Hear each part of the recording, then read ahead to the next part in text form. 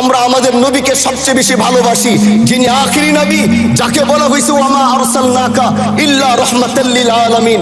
আমরা বারবার দেখছি কিছুদিন পর পর কারা যেন কিভাবে এসে আল্লাহ নবীর শানে কটূক্তি করে, নবীকে নিয়ে অশ্লীল ভাষায় গালিগালাজ করে। এই দেশের মানুষ নামাজ না পড়লেও যদি কেউ নবীকে কটূক্তি করে তার কলিজা ছিঁড়ে যায়, সে রাজপথে নেমে যায়। আমি বলবো যারা নবীকে কটূক্তি করে, নবীর নামে গালিগালাজ করে, এদের মৃত্যুদণ্ড, এই আইনটাও যেন বাংলাদেশের এই সংসদ থেকে পাশ করা হয়। মাননীয় স্পিকার, এলাকায় বলেছিলাম যে আমরা ন্যায়ের পক্ষে কথা বলবো, ইনসাফের পক্ষে কথা বলবো। তখন অনেকে হাত ধরে বলেছিল, হামজালা ভাই জাতীয় সংসদে যখন যাবেন একটু বললেন হাদি হত্যার বিচারটা যেন হয়।